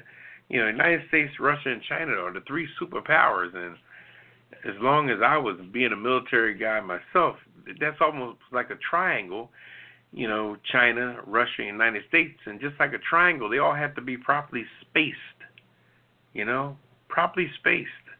You can't chum up with Russia, you can't chum up with China, because they all got the finger on the nuclear button, and everybody got, like Barack did, you got to, you know, dazzle them with brilliance and baffle them with bullshit. And Trump is all up close and personal. Instead of treating the presidency like a marathon, he's treating it like a sprint.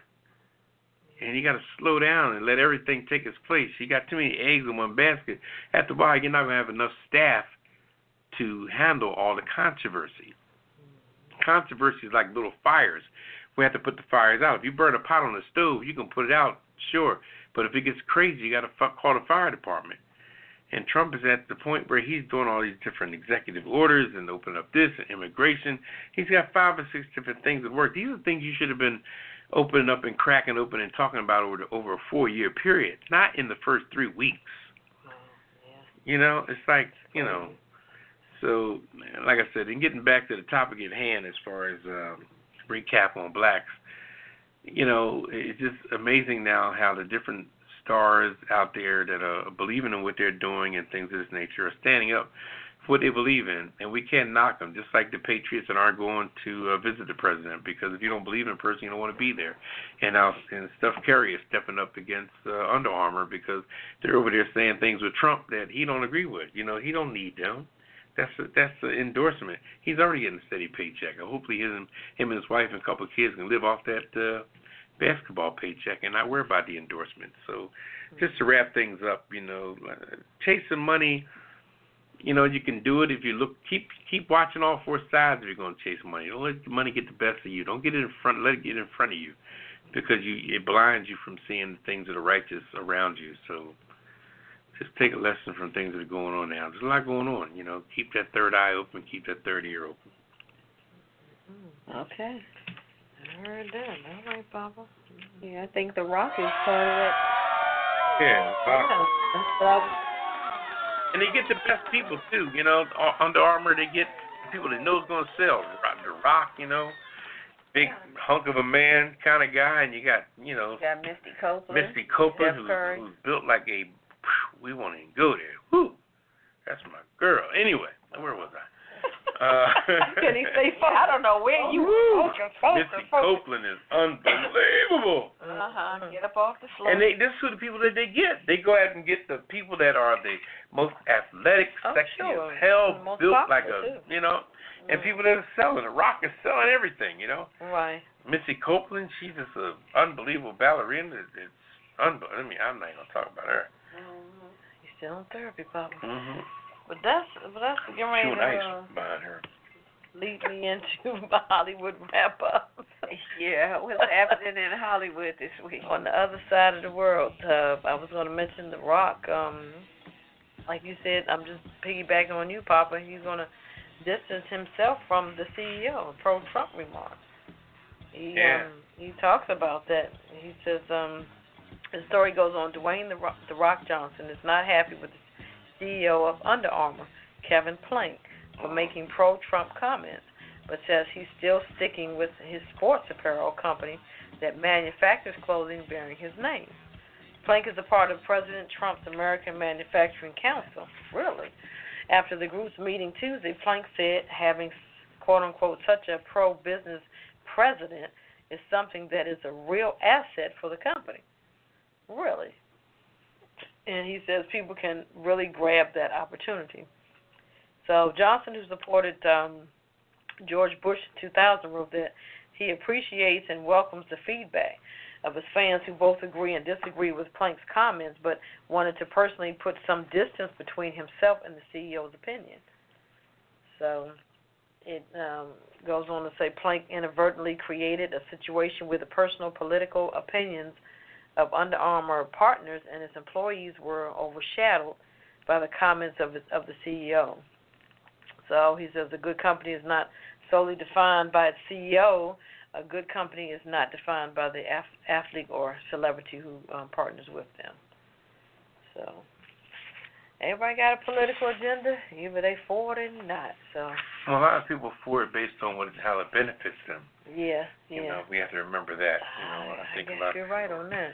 Interesting. Even in the local job market, they'll tell the union to vote for somebody. Right. You get mail being in the union saying vote for this person because Right. Like Amtrak with Biden. Right. He was big on trains. Yeah, he was. Yeah. Also, kind of on the same scale, TJ Maxx. There's another company that's telling the employees to hide Ivanka Trump stock. Hide it? Yep. More and more retailers are slowly making moves to distance themselves from the Ivanka Trump brand. Nordstrom's and Neiman Marcus, they did. Also, Belk and Jet, they have moved themselves from the brand, and TJ Maxx. TJ Maxx pushed this out, saying effective immediately, please remove all Ivanka Trump merchandise from features. This was a letter that the company put out. The letter also notes that Ivanka branded goods should instead be mixed in with the retailer's other brands on offer,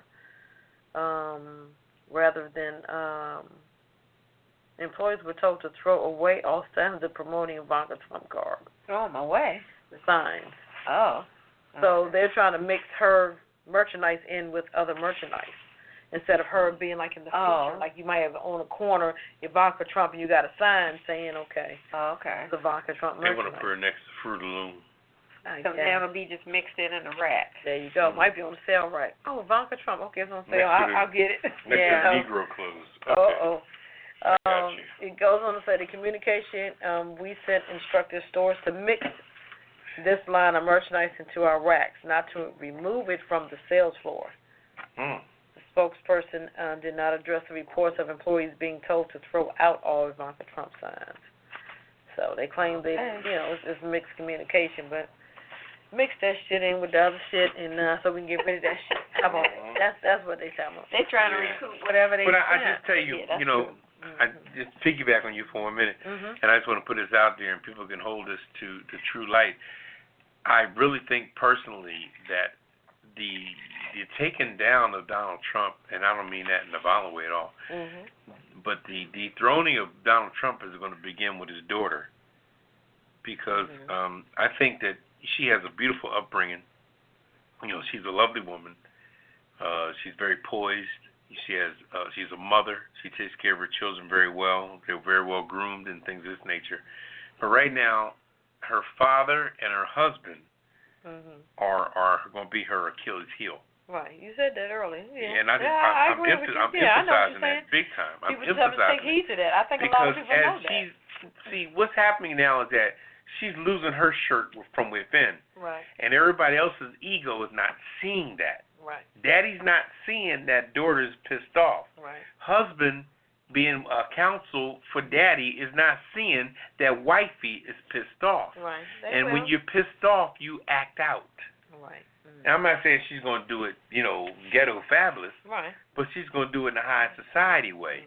And internally, it's going to shake some leaves on the branch. Oh, sure. And I'm just, it's just my theory. Right. But yeah, well, I'm quite sure we're going to elaborate on another story for next week. But I'm going to finish this last story, and that's going to be my Hollywood wrap-up. Charlie Rose, he had a aorta valve replaced about 15 years ago. So he's going to get it replaced again, and he's going to be off the show until March. So, what kind of valve? It's an aorta. Oh, okay. Aorta valve. Aorta. So it needs to be replaced. So he's going to say, see you in March. So he said, Nora and Gail, they got it until I get back. I'm sure they'll have somebody sitting in for them. Oh, sure. They always do. But that's my... cat there. Yeah, I've been watching him since high school. Oh, yeah. I was a closet guy. I'd be watching him. Nobody knew I was watching him. He just was so convincing, Oh, sure. He's like a Walter Cronkite. There you go. When he talks, everybody listens. Yeah, he better he interviewed everybody in the world. Oh, sure. Anybody that passes on, he's got an interview when he was talking to him. Right. He said, yeah, I interviewed Nancy Reagan. He interviewed everybody. Everybody, yeah, he has. Oh, what you got over there, Redwine? It's relationship time. Is it? Valentine's Day is coming up. Isn't that special? And it's relationship time. So we have a story here about a lady who, I'll just read the story. It's talking about people are getting divorced over Donald Trump's election. Oh. Who is it? Gail McCormick. This lady is 73 years old. And she has decided to split up with her husband of 22 years after he voted for the Republican. Oh. For Donald. Oh. He had announced his intentions at lunch with friends prior to the election. And she said it totally undid me that he could vote for Trump. Oh. And she identifies as a Democrat leaning towards socialist. And she said, I felt like I had been fooling myself.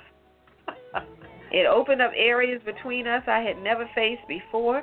I realized how far I had gone in my life to accept things I would never have accepted when I was younger. Oh, boy. So what do you think about that? You think that that's just like really being extreme? Well, if they're going to divorce at 70-something years old, who's going to move out? That's a good question. That's a good one, Papa. Who's going to move out, really? I don't know. I can't see the 73-year-old, anyone, the husband or the wife, packing no bag. That is. They say, look, I'm just going to go down in the basement. Yeah, that might end up being a duel to his death. I'm going It's like, well, I'm not leaving and you're not leaving, so whoever dies first, the other one can have a house. We're going to still pay the mortgage, but I'm going to be in the basement. Yeah, whoever dies first can keep the house. The other one keeps the house. I mean, but, the stuff gets really serious with people who have very different political views. Yeah, well, I think... But this is an extreme situation. It's almost at the point that people that have voted... Yeah. People that have voted for Trump, it seemed like it was almost a... I don't know what you want to call it, Shanghai or whether it was just a mental thing where they just...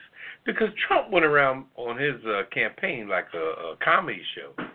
Yeah. It was a comedy show. He was doing a road show. He was on a road show. He kept the flavor. He kept the...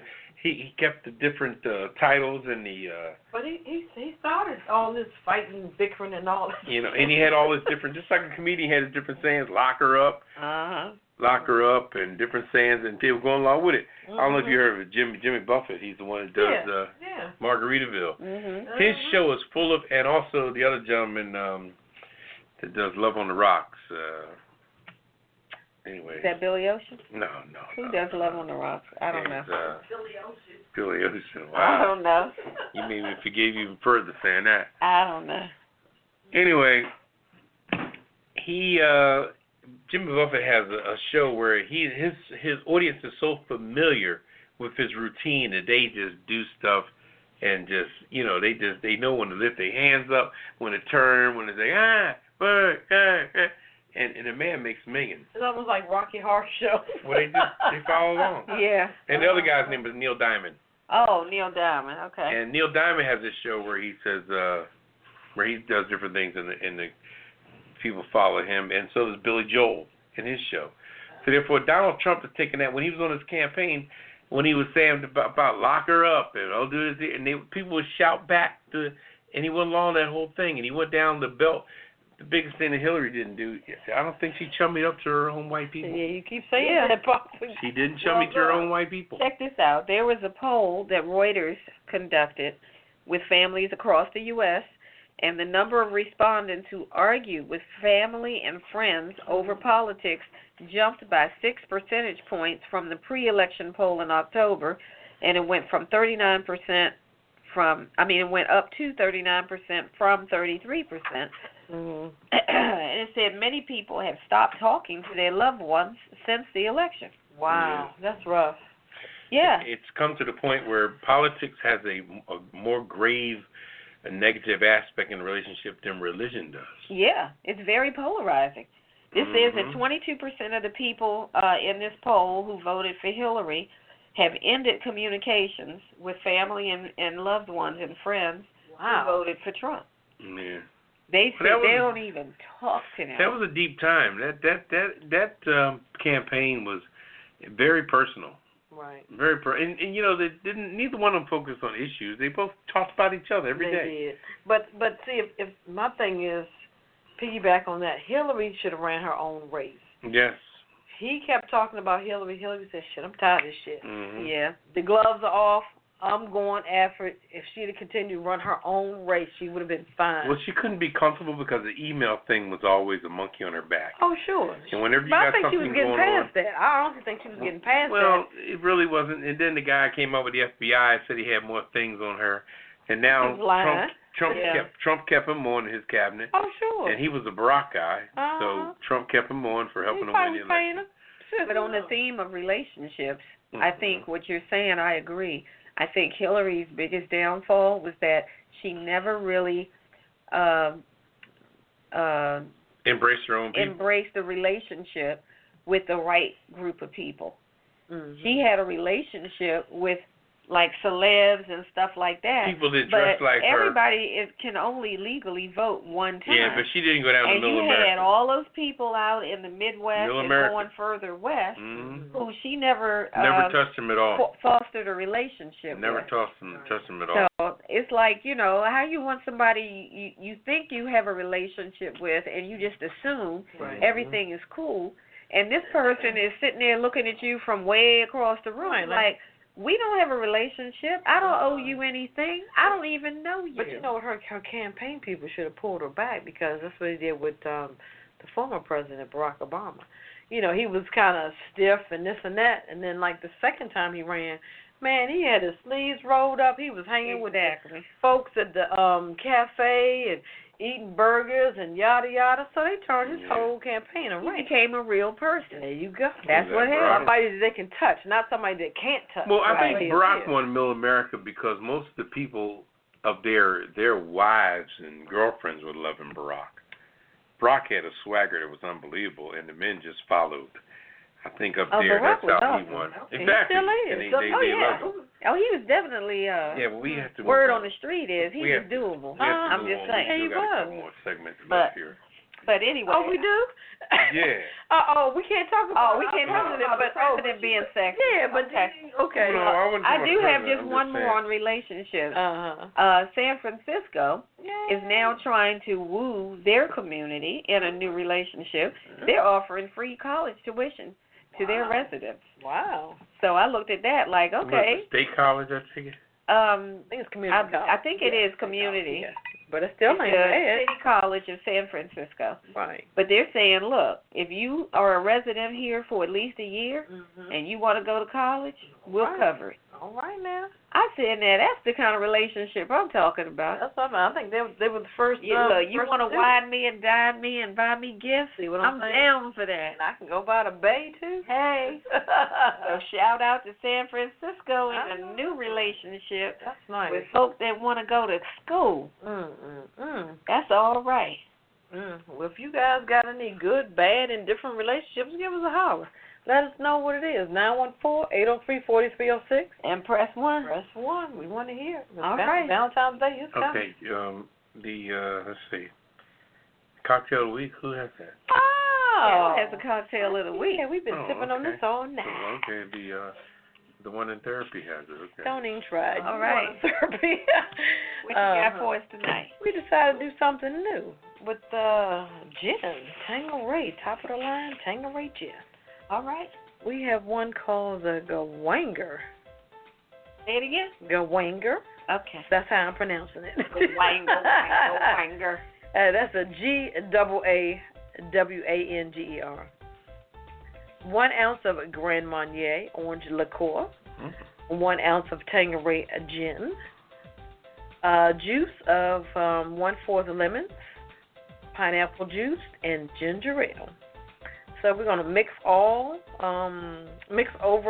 ice in a highball glass and fill the rest of the glass with equal parts of pineapple juice or orange juice and ginger ale. Top it off with ginger ale. And I would put a lemon or lime on top. That's what I would do. That would be my Okay, and that's what we have tonight because this is tasty. This is on point. All right, here's to the Gawanger. Right now. What's wrong, Papa? You dry? I got a piece of ice. All right, bartender, you're going to refill Papa's here. We have to. I'll ring for the bartender. And that's going to be our website. So that's 1 ounce of Grand Marnier, orange liqueur, or you could substitute with triple sec, kind of equivalent. 1 ounce. You have to have the good stuff, Tangeray gin, juice of 1/4 lemon, pineapple or orange juice, and top it off with ginger ale. And like I said, I would personally garnish it off with the lemon or lime. So. Enjoy. That's a good one. All right, Papa, break down the Kiss It list for us. All right, we're going to get to the Kiss It list. The Kiss It list is a list that we compile every week of people that showed their butt hiney. And we, what? Nothing, go right ahead. People that show their butt hiney to the max, and we put them on a list and give them a song that matches their personality. And we have a list we've compiled, and the first one on the list under Donald Trump, he'll be first written in he's etched in stone or non-washable Sharpie. Is James Dolan, owner of the New York Knicks. Yeah, for sure. Who sent his cronies on Charles Oakley, which was a bunch of BS, okay? Fight your own battles. You're going to go, if you want the man, come out, call the police, let them decide what's happening instead of your little cronies in cheap Kmart suits, like I said earlier. All right? After that, the cronies that apprehended him. Took like 7 people to get him out of there. Yeah. They're all like the Keystone Cops. All of them with receding hairlines. It's crazy. You should have seen seen all the little minions. And then you had also, who was in the front watching everything, was John McEnroe. He was there watching things up front. He's sitting near the owner. He must be cheesing off the owner to get in for free. Whatever. He's a has-been. Whatever. Okay. So McEnroe put him on there. The young lady, the counsel for Donald Trump, what's her name? Kellyanne Conway. Kellyanne Conway, apologizing for everything he does. Yeah. Saying he didn't mean it. Sean Spicer, the press secretary. saying that this was an attack on the president. Please. I have a few. The Atlanta U.S. Penitentiary for letting those inmates get in and out of the prison. Yeah, that's crazy. Revolving door prison. Also, did we mention the Patriot team? Those 6 are not going to the White House. Y'all just. I'm not mad at them. You ain't mad at them? I'm not mad at them. Okay, all right. I wouldn't go either. I just don't like the Patriots. Oh, okay. We're gonna put the Atlanta Falcons on there for not watching the clock, using the clock, not running the ball. It was 3rd and 1, and they passed the ball and got a fumble. You suck. It was all down. You're playing against Tom Brady. You got to step up your game. Also, Betsy DeVos. Yeah. The new head of education. She You're tried on to the go to list. a couple black schools today that shows I got black friends. Trying to do little photo ops. Get out of and here. your boy Sessions, who's the Jeff Sessions. He's now the district attorney. Oh Lord, don't get Alabama. Roger Goodell. Of course. Of course, we got Boo and Let's see who else. I got Marathon Pharmaceutical for jumping the price of that drug for muscular dystrophy up. I got Ketel and Redwine. Megan Kelly. Megan Kelly. Megan Kelly. Tamara Hall out. But I know one door closes, another one opens. I'm not worried about Tamara. And Megan Kelly was on Fox News talking about black folks like a dog. Really? Yeah, back and now she's on NBC with and Al Roker for not helping out Tamara Hall.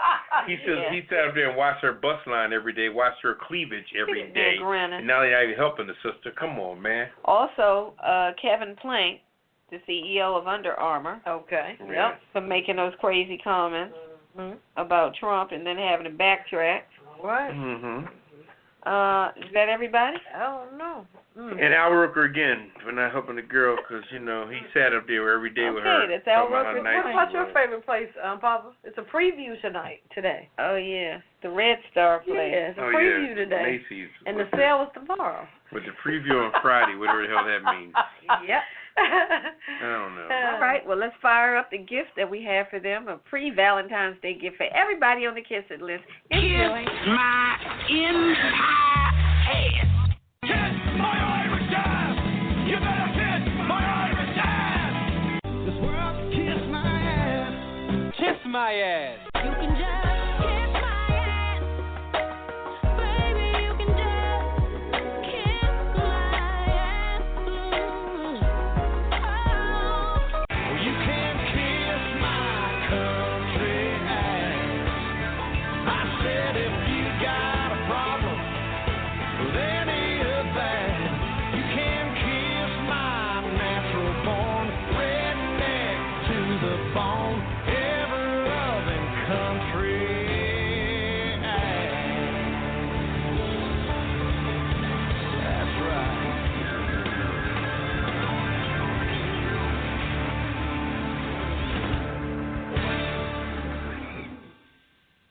All right, welcome back to the Pajama Party. I'm one of the hosts, Poppa DD. I'm here with Ketel. Hello.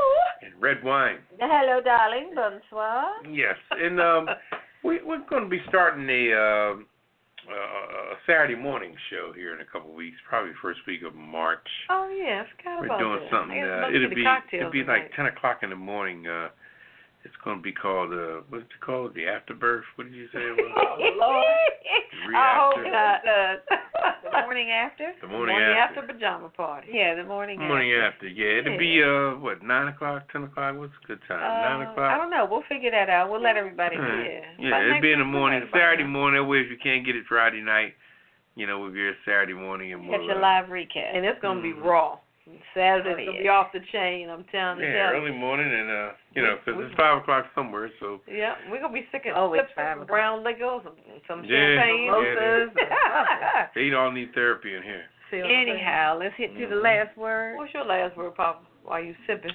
My last word tonight is the stigma put on people, please, with the billionaires out here, with Under Armour, the owner of the New York Knicks, stop stigmatizing people. You made your money. Back off of people, all the people that helped you get where you are, and now you act like you got it like that, please. So I just want to say thanks for listening, and we'll talk to you next week. Yeah, what you got, Redwine? I just want to say shout out to the crew, all the cast and crew on the Illicit movie. Yes. Their Hollywood premiere is tomorrow night in Los Angeles at 9:30. If you're in the LA area, go to their website, illicitmovie.com, and you can get the information. It's the Pan-African Film Festival. So check that out and show them some love and support. And we wish them well. They're friends of the show, so you all do your thing out there tomorrow night. Represent. Yes, please do. All right. And shout out to Callie. Right. Lena Chanel and Lynette Tichelle. All right. Shout out to DMV. Oh, and goodbye to the panda, Bebe. Oh. He's leaving D.C. He's leaving. Wah. Yes, she's leaving. She's going to Japan. So. Oh, we done had it long enough. Yeah. Is it Japan or China, wherever she's going? I showed her a beaver. She said goodbye to the panda. So, you know because it reminded me, about Baby. I showed her a picture of a beaver and she thought about the panda. Because it reminded me. Anyway, that's my last word. Over to you, Ketel. My last word is I love you, I love you, I love you. You just don't know if tomorrow's promised to you, so you got to reach out to friends, family. It could be acquaintance, it could be anybody. Just let them know how you feel about them, and because, like I said, tomorrow's not promised to you. Also, I want to give a shout out to the North Carolina crew, regular Pajama Party crew, our regulars that listen and call in.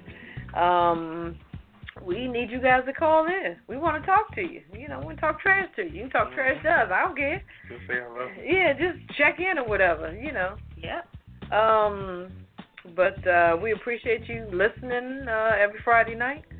And like Papa said, we're going to start something new in March. It's the morning after, Pajama Party morning after. I mean, it's going to be raw and, hey, you guys just call in. We're just going to have a whole lot of fun. We're going to have fun. Yeah. We have some of those morning after pills we're going to be offering. Oh, my God. Give it away. Oh, Pajama Party morning. Hey, I got one more. Shout out to Mr. L.O., our bartender. All right, now. I want to say shout out to you. Appreciate you. Yeah. Shout out to our regular listeners. Yeah. Everybody in the DMV. Mr. B, you know who you are. You are a regular listener. You always listen to us and call in faithfully. We appreciate you and your love and your support. And shout out to Lady T. We know you're out there. All right now. That's our set designer and the hostess with the mostest. All right. Shout out to you. Okay. And that's it. That's all the shout outs. Yeah. Oh, my God. Okay. All right. We're going to say good night. Good night. Say good night, Papa. Next Friday. Say good night. Good night.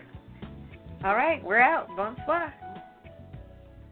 Initiating shutdown sequence. Is it all over, Rock? I guess so.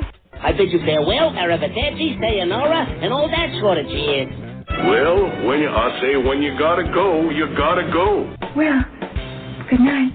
Yabiko. Sana. I regret to announce this is the end. I'm going now.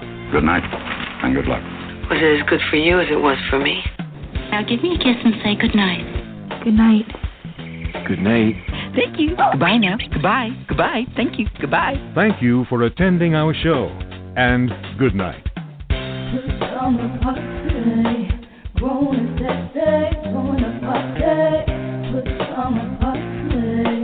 Party crew, keep it real for you. No clothes allowed. It's summer party. Grown and sexy, join the party.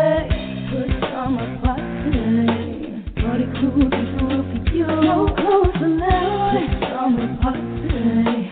Grown and sexy, join the party. Good summer party. Party crew, keep it real for you. No clothes allowed. It's summer party. Grown and sexy, join the party. Good summer party. Party crew.